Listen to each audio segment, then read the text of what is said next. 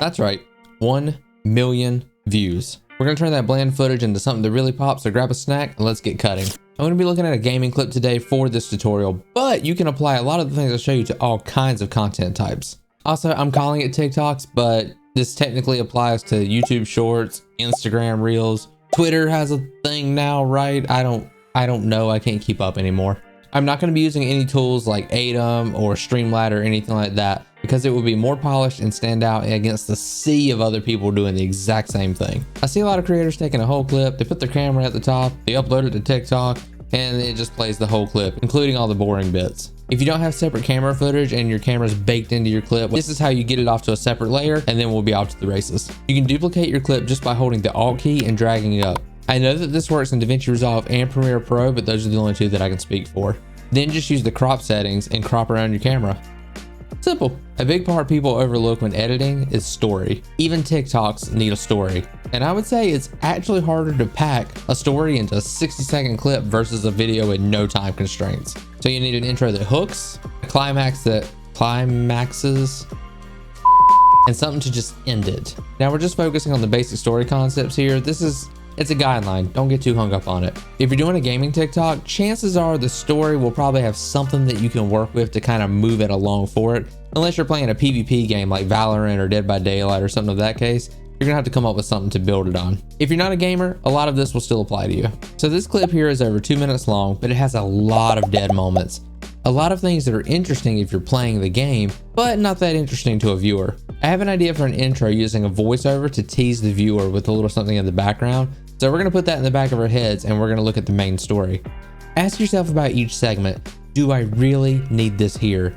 Be honest. Does it move the story on? If not, cut it out.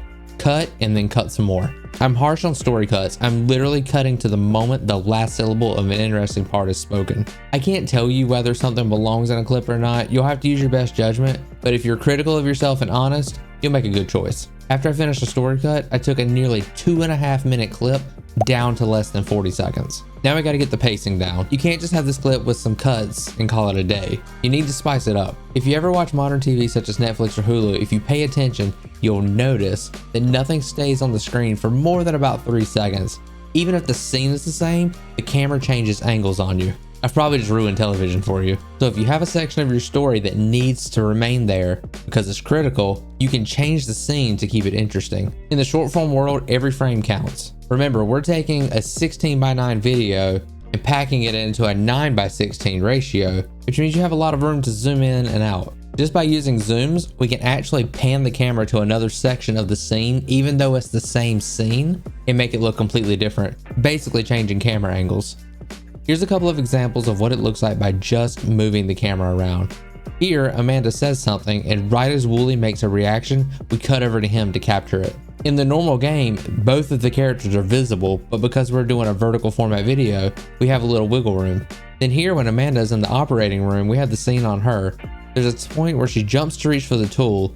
I cut to that and then back. It's a cut that lasts only a few frames. Your viewers won't even know you did it, but it adds so much to the clip. This is where I start looking at my face. Gaming creators love to put their face in clips from start to finish, but you don't actually need to. If you're not saying or reacting at all, but the game is still telling a story, consider clipping your face out. That way when it comes back, it's way more interesting. By the way, I got more editing and creation videos coming up, so make sure you get subscribed so you don't miss out on that. Next, let's do an effects pass. This is another opportunity to be really creative. Some of my favorite effects are zooming in, zooming out, camera shaking, even turning things black and white. I tend not to go overboard with effects. I just like to sprinkle them in here and there. Let's do the camera shake. I'm gonna add a camera shake in here when Amanda wrestles with Wooly on the table to kind of create a sense of urgency. Play with the settings. Hell, play around with different filters. You might find something you really like. Camera shake just happens to be one of my favorites. Another favorite effect of mine is to zoom in my camera to fill the screen, lower the opacity to see what's in the background, and then polish it up by lowering the saturation to create a black and white effect. If you don't know how to do that, you can click on the color tab in Resolve and drop the saturation down to 0. If you're using Premiere Pro, you can add a lumetri color effect and do the same thing with the saturation. Finally, I do a subtitle pass. Subtitles are huge. Even if people have audio, if you have subtitles on the screen, they almost can't help but read what the subtitles say. For Resolve, I've been using Mr. Alex Tech's Mr. Beast subtitles. I have a link to the pack and his video about it in the description.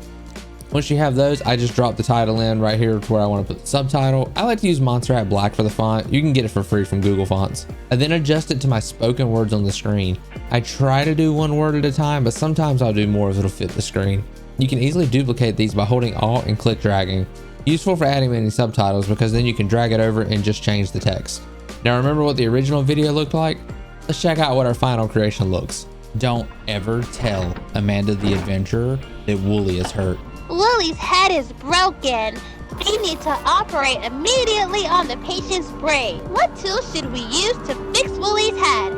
The saw, the hammer, or the forceps? I don't know. All of these are bad. I can't even pick like one to be funny. I guess the saw. I tricked you. We're going to use all three. Oh my God. The patient is getting rowdy. I'll need a little help here. You're not going to help me? No. Fine. I can do this by myself. Now that's a polished TikTok. Now that you're ready to smash that TikTok editing, you're going to want to go over here and watch this video on how to record gaming footage similar to how Markiplier does it.